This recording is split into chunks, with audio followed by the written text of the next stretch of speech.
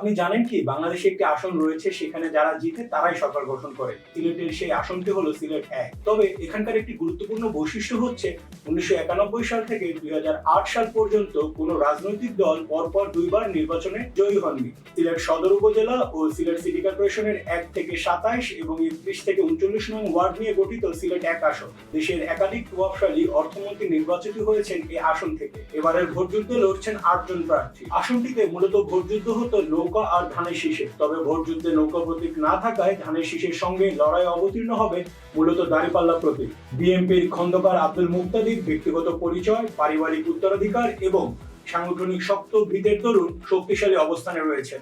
তার বাবা খন্দকার আব্দুল মানিক ছিলেন এই অঞ্চলের প্রভাবশালী নেতা এবং সাবেক সংসদ। অন্যদিকে মাওলানা হাবিবুর রহমানের রয়েছে ব্যক্তিগত গ্রহণযোগ্যতা, জামাতের সুসংগঠিত ক্যাডার ভিত্তিক ভোট এবং ধর্মীয় মূল্যবোধকে পুঁজি করে তিনি লড়াইয়ে রয়েছেন। সিলেট সিটি কর্পোরেশন এলাকা এবং সংলগ্ন চা বাগানগুলোর ভোটাররা এখানে গুরুত্বপূর্ণ ভোটার। ৬,৮০,৯৪৬ জন ভোটারের মধ্যে পুরুষ ভোটার ৩,৫০,১৮৬ জন, নারী ৩,২৭,৭৪৭ জন এবং তৃতীয় লিঙ্গের রয়েছে ১৩ জন ভোটার। চা শ্রমিকদের ভোট পার্থক্য গড়ে তুলতে ভূমিকা রাখবে। এখানে সিলেটের আঞ্চলিক উন্নয়ন বড় নিয়ামক। গুরুত্বপূর্ণ ইস্যু হিসেবেও রয়েছে অঞ্চলের প্রতি উন্নয়ন, বৈষম্য দূরীকরণ, পর্যটন, চা শ্রমিকদের অধিকার, জলাবদ্ধতা।